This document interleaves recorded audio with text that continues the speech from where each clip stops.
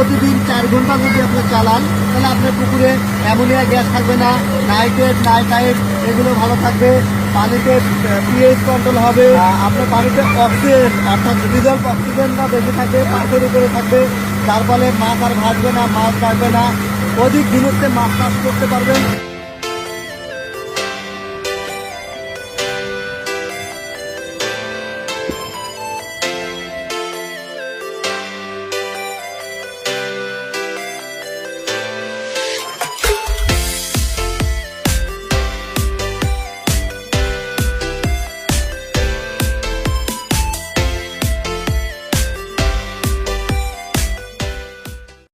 TM agro and fisheries বাংলাদেশের কৃষি এবং কৃষকের কথা তুলে ধরে।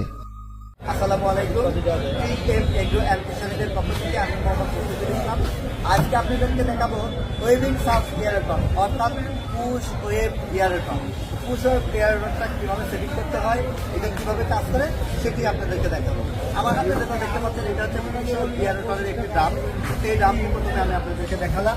এরপরে আপনাদেরকে দেখাবো এর 4টি পাখা। এই যে দেখতে পাচ্ছেন এটা হচ্ছে 4টি পাখা। এর সঙ্গে দেখতে পাচ্ছেন 2টি হ্যান্ডেল অর্থাৎ বাঁধার জন্য, এবং এইটা দেখতে পাচ্ছেন একটি 2 পিসের অর্থাৎ পানি যেন মোটরে না ঢুকে, এবং আমাদের সাথে দেখতে পাচ্ছেন 1 লিটার গিয়ার অয়েল।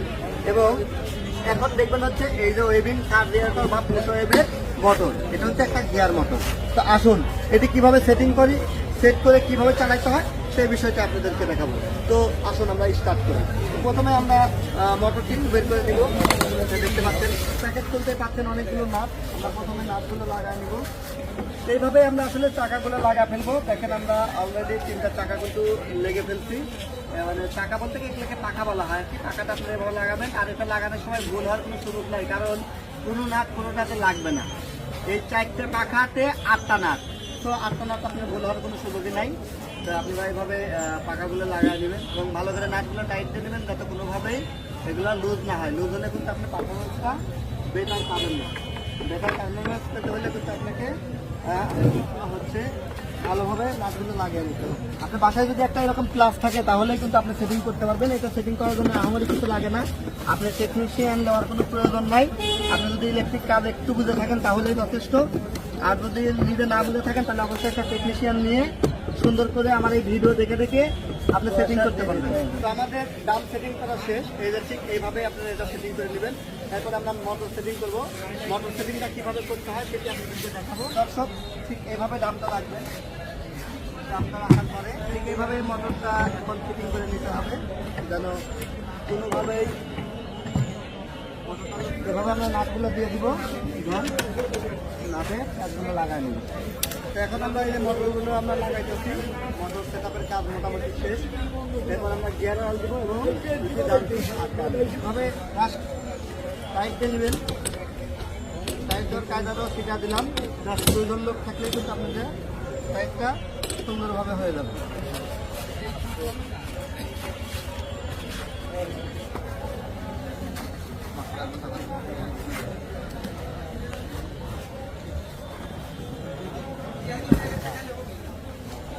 দর্শকের যেখানে হচ্ছে গিয়ার অয়েল দেওয়ার জায়গা,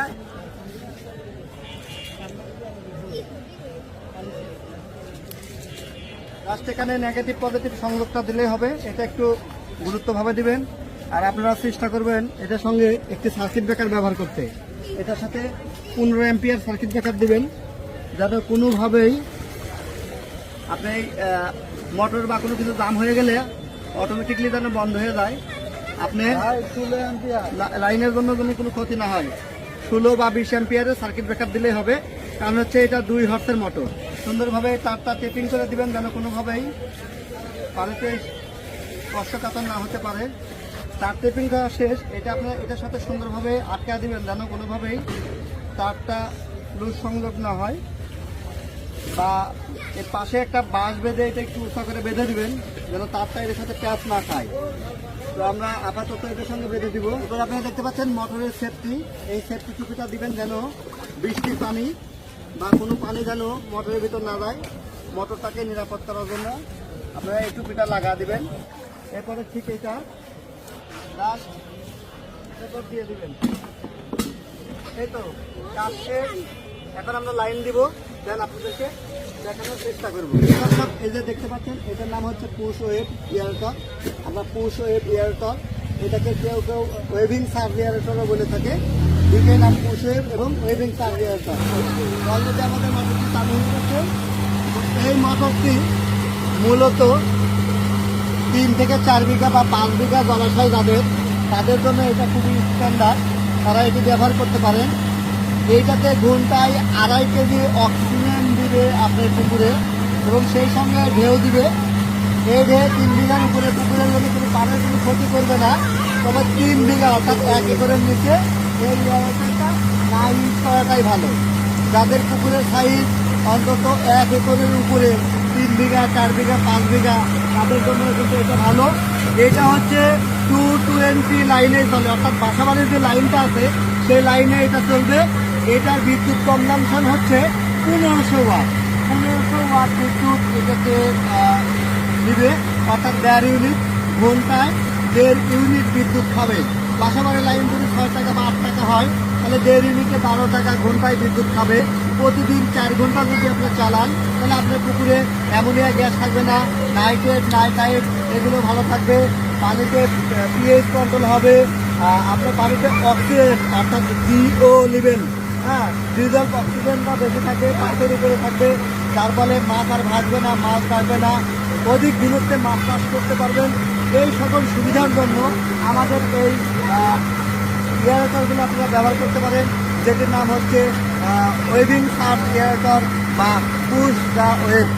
পুশ দ্য ওয়েভ এয়ারটর এটা 2টা ভেরিয়েন্টে হয়। হচ্ছে 2 ঘোড়ার দাম হচ্ছে 44,000 টাকা। 44,000 টাকায় এই প্রোডাক্টটি পাচ্ছেন, এবং TM এগ্রো অ্যান্ড ফিশারিজ থেকে আপনারা 2 বছরের বিক্রয়োত্তর সেবা পাচ্ছেন। অর্থাৎ যে কোনো প্রবলেম হলে আমরা এটাকে বিনামূল্যে সার্ভিস করে দেবো। তো এটা আসলে প্রদর্শনী পুকুর আপনাদের দেখানোর সাথে আমি এই করেছি, এবং আপনাদেরকে টোটালি সেটা ভিডিও দিয়েছি। অনেকেই আমাদের কাছে জানতে চান আমরা নাকি 2023 সালে কোনো আপডেট ভিডিও দিই। আপনাদেরকে আপডেট ভিডিও দিয়ে দেখালাম। এটা অনেকের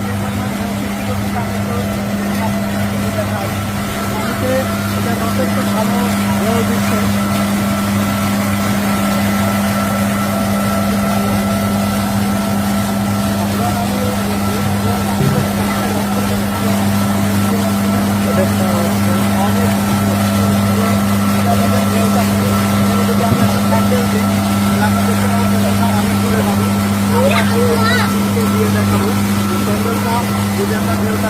যেমন ধরেন